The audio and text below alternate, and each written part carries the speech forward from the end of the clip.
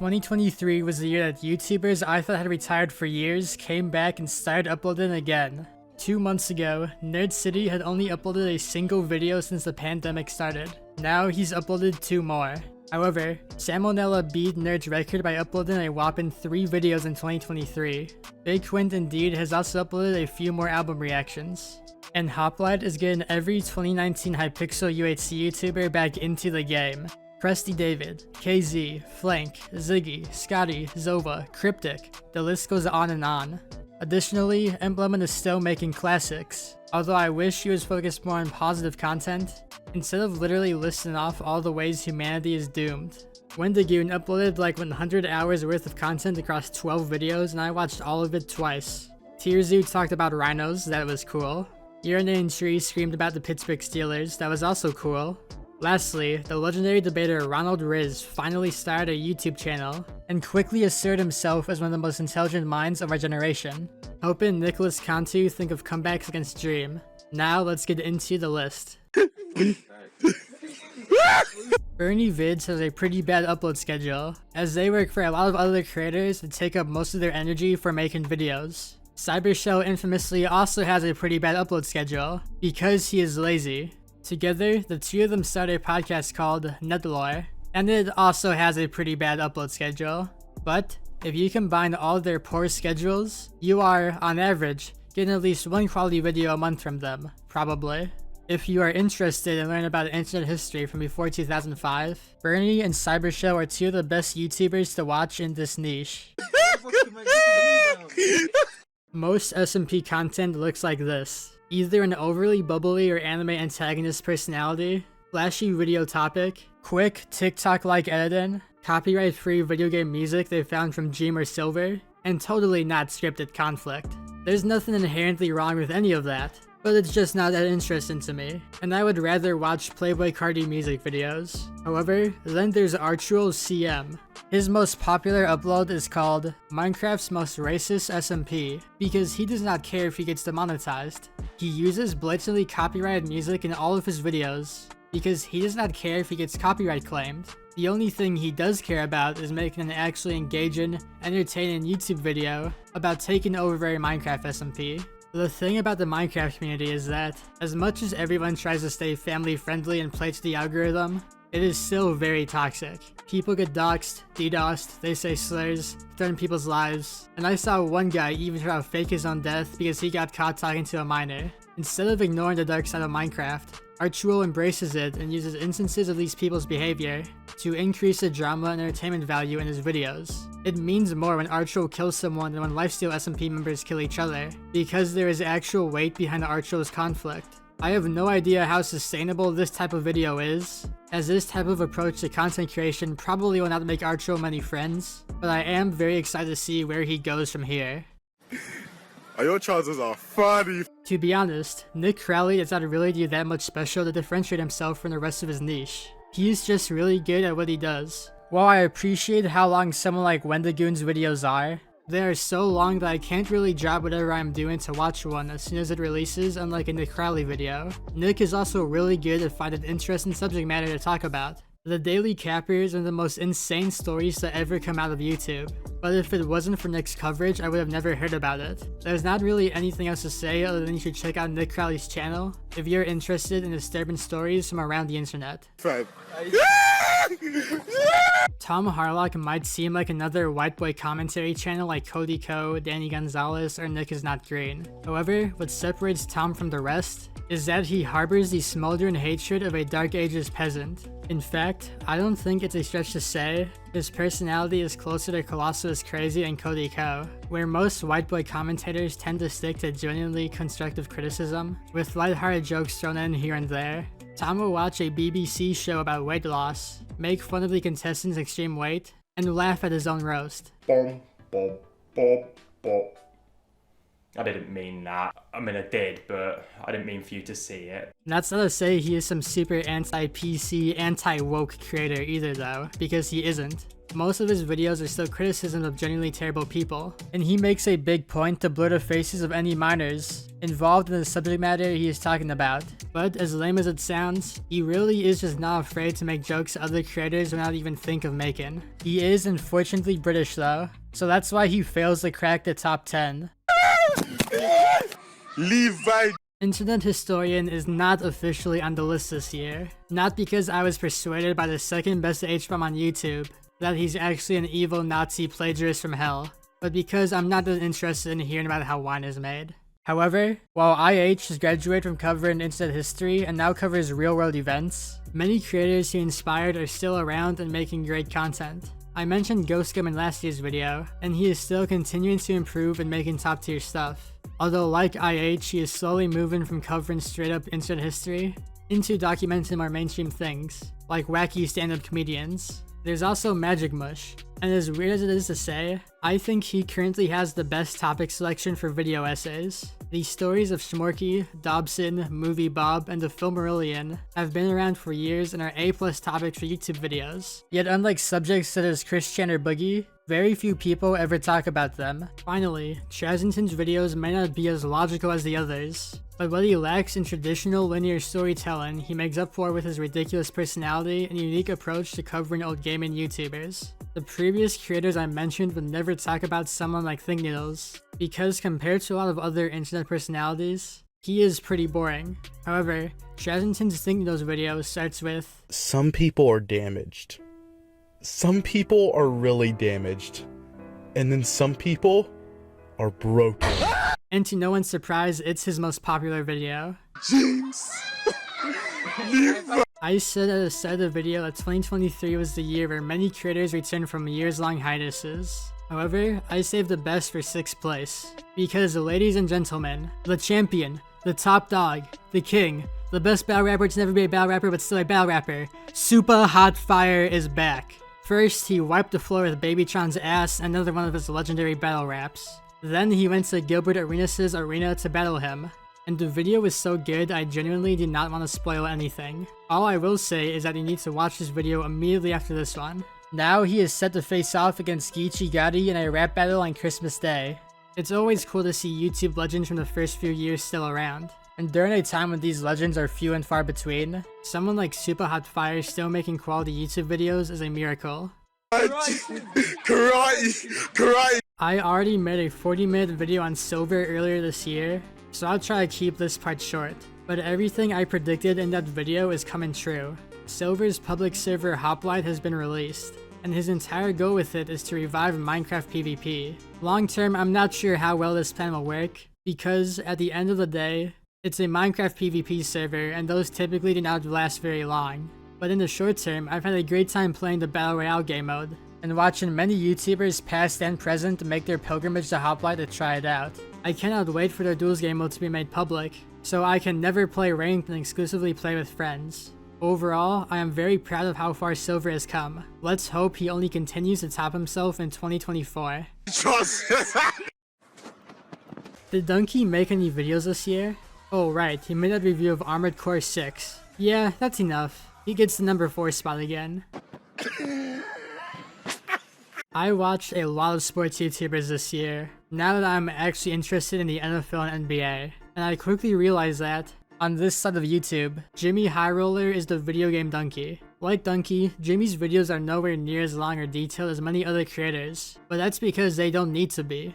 Jimmy is able to convey so much information into a tight, fast-paced video that's rarely longer than 15 minutes. Also, despite being relegated to only making NBA content, there is a lot of diversity in what Jimmy actually talks about.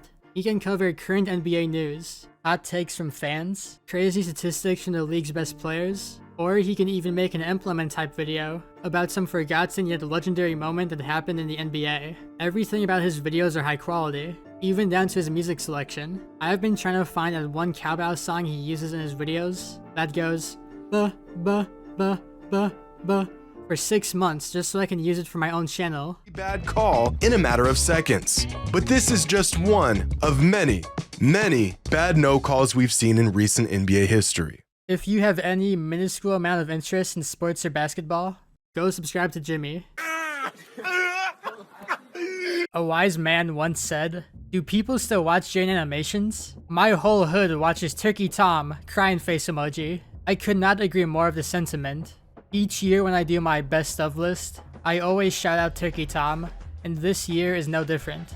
He continues to improve his work time and time again. His subject matter has gotten a little more predictable and mainstream oriented, although he will still find time to cover absolutely insane yet super niche stories, like Chipple Dipple, Puppy Chan, and Martin Shkreli. But even when he does cover an oversaturated topic, he and his team do their homework and actually put in the effort to make a comprehensive video on the subject, with his documentaries on rice scum and vegan gains being clear highlights. Turkey Tom has faced some criticism over the past year for making his content more commercial than before, and while I do agree that the editing and presentation has gotten more standardized, if you miss the old Tom, then just go to his second channel, Tom Dark. While these videos are not as high quality as his main channel ones, his personality is able to better shine through here, and years of grinding on YouTube have made Tom into a pretty interesting and authoritative figure to listen to. Each time I do my segment on Tom, I always feel the need to say something like, even though he's controversial, but honestly I should not have to. I genuinely think that Tom is one of the most level-headed commentary channels, and I'm including everyone from Mr. Beard to Augie RFC in this. He is nowhere near as edgy or money-driven as a lot of people seem to think he is. I've even seen people compare him to Sunny V2, and while on paper they might appear similar, Tom goes so much more in-depth with his coverage than Sunny, but I think there's a huge gap between the two. It's like comparing a feature-length documentary on hurricanes to a 5-minute news channel's coverage on a recent one. Both can be educational and serve a specific purpose, but the documentary is much higher quality than the news report. So enough yapping, go check out Turkey Tom if you somehow have not already. Recently, the content creator Josh has been very vocal with his dissatisfaction over his current place on YouTube and Twitch. For context, Josh got his start online as a creator when his ex-friend Call Me Carson invited him to SMP Live. Josh was barely an online personality at this point, and was literally just someone who showed up in Carson's videos. But thanks to SMP Live, he blew up on social media, and gained a couple 100,000 subscribers in his first year or so. However, ever since it ended, his views and subscribers have been gradually going down. For a while, this loss was to be expected, and Josh made plenty of jokes about how he only got big from SMP Live and was now doomed to be irrelevant. However, those comments began to seem less and less like jokes, and more like genuine opinions Josh held. And fast forward to the present day, it is clear that he is unhappy with how the past few years have gone. Josh is just the most apparent example of a SMP Live creator falling off. Despite how massive the group was at its peak, almost every streamer that participated is now either at their lowest point viewer-wise in years, or quit entirely. Really, the only people who have succeeded post-SMP Live were the guys who joined the Dream SMP, or were at least heavily associated with that scene. However, this success came at the cost of them having to water down their content to make it more marketable and mass appealing, which made it lose a lot of the edge it had and made it so interesting in the first place. We are coming up on the 5-year anniversary of SMP Live, and despite how influential it was on nearly every single aspect of gaming content on YouTube and Twitch, everyone who was once a part of it now wants nothing more than to pretend it never happened. I bring all of this doomer talk up because it demonstrates how what C-Scoop is currently doing is not only impressive, but straight up unheard of. C-Scoop was not just an original member of SMP Live, he was its co-creator. And in the years that followed SMP Live disbanding, he experienced a decline in viewership like every other person. However, during this period, he did not sit on his ass and complain about how people only watched him for collabs with bigger creators, nor did he dumb down his content to make it more algorithm friendly. Instead, he worked on improving what made the parts of his content great, that being the editing of the video and the comedic dynamics between him and his friends, so that the fans who were sticking around were still getting a quality product. Then, last year, C-Scoop got a new idea for YouTube videos, playing old Minecraft maps with his friends, only with the added rule that every time they completed a certain challenge, they would have to take a bong rip. Like SMP Live, this idea was very simple, and even kinda immature, but over the past year, he has actually been growing on YouTube thanks to Highcraft. He is now arguably bigger than he ever was before, and this time, he was able to blow up based solely on the merits of his own content, and not because he was associated with bigger creators. It might seem stupid to analyze a series literally called Highcraft for deeper purpose, but fuck it, I'm gonna do it anyway. I think a lot of ex-SMP Live creators should take notes from what C-Scoop did.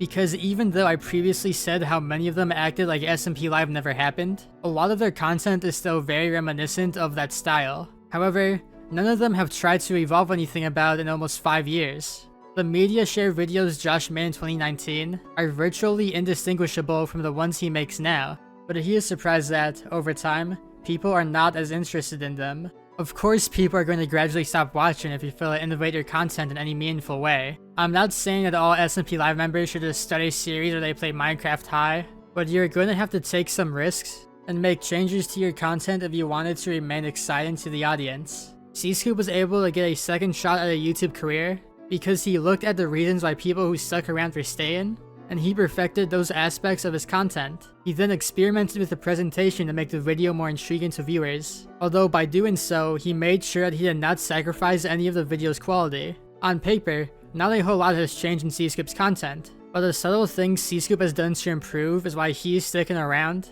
and many of his contemporaries are not. However, the real gems C-Scoop is posting come on his second channel, C-Scooper. This is where his CSGO and miscellaneous gaming content is now uploaded.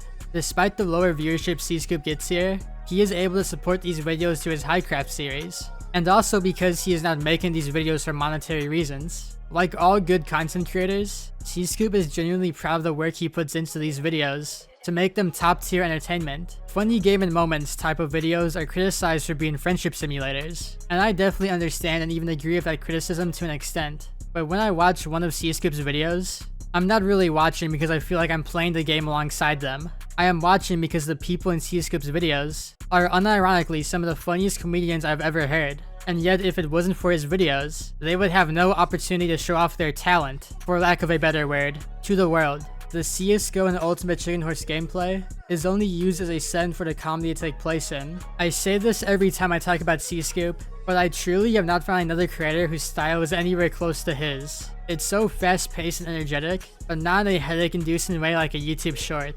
The first few minutes are reserved not for funny moments, but for somewhat ironic montages of generally good gameplay clips C-Scoop and his friends recorded, with straight-up deranged, completely unrelated memes spliced in, all set to some hyperpop remix of a rap song. C-Scoop will then jump from game to game, broadcasting the weirdest soundbites and conversations he caught on camera. I don't think words can really do C-Scoop's content justice, because it is so simple yet unique that you really just have to watch for yourself. I don't think there is anyone like C-Scoop currently making videos on YouTube today. At least, that's what I would have said last year. But ladies and gentlemen, coming in at number 0, we have Big Shrimpin69. YouTuber of the year goes to Big Shrimpin. Big Shrimpin on top. Big Shrimpin number 1. Levi Jeans. Twitch.tv. Big Shrimpin69. Best YouTuber in the game. Maybach. There's no one else like him. He is 6'9" to goat no cap. Number 1 Rockstar Jumper. Number 1 Hayer. It's Big Shrimpin. Red card, too much ice in the field. Big Shrimpin69.